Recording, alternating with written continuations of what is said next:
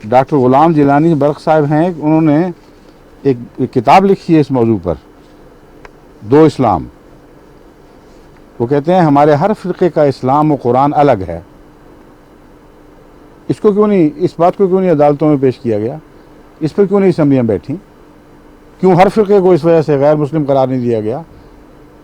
ہر فرقے کا اسلام اور قرآن الگ ہے۔ ایک اسلام اور قرآن تو وہ ہے جو 14 لاکھ حدیثوں کے بوجھ کے تلے دبا ہوا کرا رہا ہے، اور ایک تیسرا اسلام ہے جو حضرات اہل بیت کرام کی لکڑی اور کاغذ کے تازیوں کے ساتھ بندھا ہوا ہے، کوچہ و بازار میں سالانہ گردش کرتا نظر آتا ہے۔ ایک چوتھا اسلام وہ ہے جو استخفاں فروش مجاوروں اور پیر زادوں کے حلقے میں ہو حق کے نعرے لگانے اور حال و قال کی بزمارائی کے لیے مجبور ہے۔ مدت ہوئی مذہب اسلام کے نام سے حیدرآباد کی چھپی ہوئی کتاب دیکھی تھی جو کم و بیش 1000 صفحات پر مشتمل ہوگی۔ اس میں عجیب و غریب قسم کے بے شمار اسلام بتائے گئے ہیں۔ یہ کثرت اسلام ایک عالمگیر مرض ہے جس میں تمام مسلمانان عالم مبتلا ہیں، اور ہر خطہ ارض میں ہماری پستی و ذلت کا یہی واحد سبب ہے۔ اہل حدیث امرتسر 21 دسمبر 1945 میں مولوی ثناء اللہ صاحب امرتسری لکھتے ہیں، بریلوی اصحاب اہل حدیث حضرات اور دیوبندی حضرات کو کافر کہا کرتے ہیں۔ کافر کہا کرتے ہیں، آپ اس پر ناراض نہ ہوا کریں۔ ان کی مراد اس سے یہ ہوتی ہے کہ جو اسلام ہم رکھتے ہیں اہل حدیث اور دیوبندی اس سے منکر ہے۔ اب دیکھیں اسلام کتنے بدل گئے ہیں، خود منہ سے باتیں کرتے ہو، یہ محاورہ روزمرہ استعمال ہو رہا ہے، یہ کسی کو دکھائی نہیں دیتا ارباب حلوق میں سے کسی کو۔ اور حضرت مسلم موعود نے جو بڑی کھل کر مضمون بیان فرمایا اور بڑے شستہ الفاظ میں با محاورہ اردو میں بتایا کہ وجہ یہ ہے کہ تم لوگ میں سے اکثر فرقے جو ہیں انہوں نے اسلام کی بنیادوں کے تصور بگاڑے ہوئے ہیں، جن کی درستی کی خاطر امام مہدی نے آنا تھا وہ آ گیا ہے، اور اللہ کے فضل سے ہمیں حضرت محمد رسول اللہ کے اسلام کی طرف واپس لے گیا ہے۔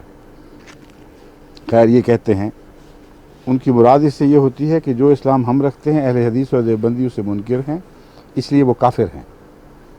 سو آپ لوگ بخوشی زیر آیت کفرنا بکم ایسے اسلام سے انکار کر دیا کریں۔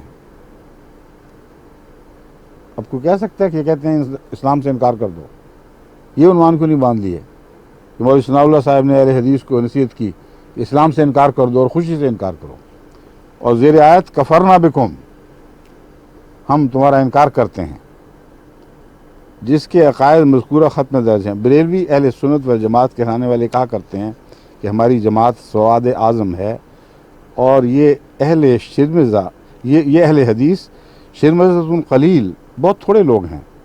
میں کہتا ہوں یہ تھوڑے ہی ان بہتوں سے اچھے ہیں۔ کیوں؟ تعیرنا ان قلیل عدیدنا فقلت لها ان الکرام قلیل۔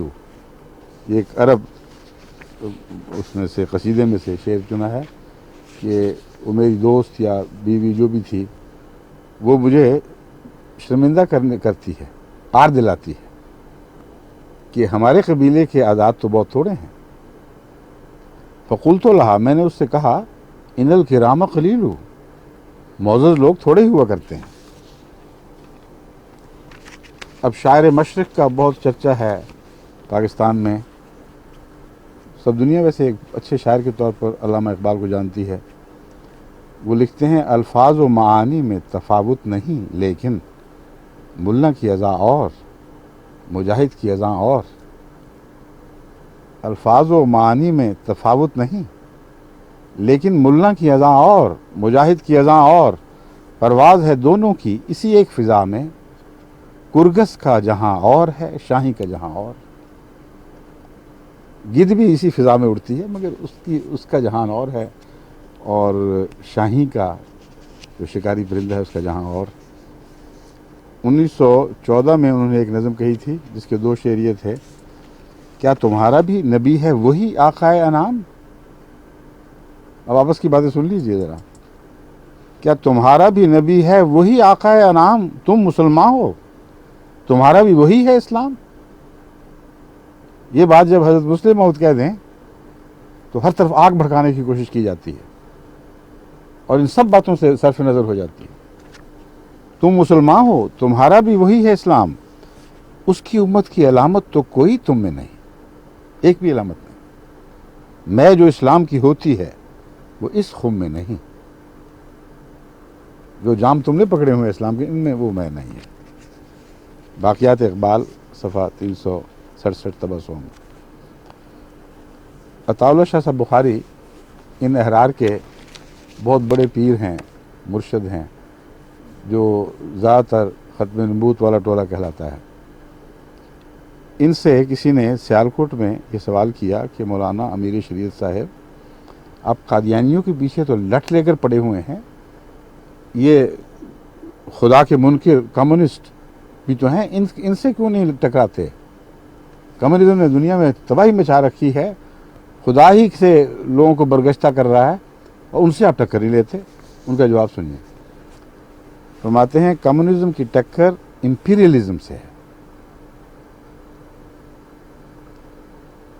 کفر کفر سے لڑتا ہے، اسلام سے اس کا کیا مقابلہ؟ لڑنے دو۔ لیکن اور ابھی بات ختم نہیں ہوئی، اور مقابلہ تو تب ہو کہ اسلام کہیں موجود ہو۔ ہم نے اسلام کے نام سے جو کچھ اختیار کر رکھا ہے وہ تو صریح کفر ہے۔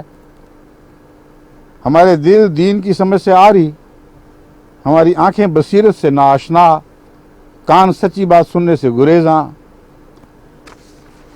پھر کہتے ہیں بے دلی ہائے تماشا کہ نہ عبرت ہے نہ ذوق، بے کسی ہائے تمنا کہ نہ دنیا ہے نہ دین۔ کہ بے دلی دیکھو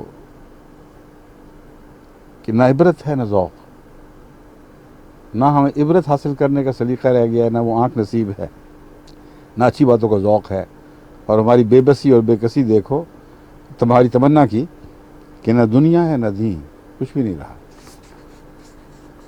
پھر فرمایا میں کمیونزم سے کیوں ٹکراؤں؟ وہ کون سا اسلام ہے جس پر کمیونزم ضربیں لگا رہا ہے؟ ہمارا اسلام وہ تو ہے ہی نہیں لگانے تو ضربیں۔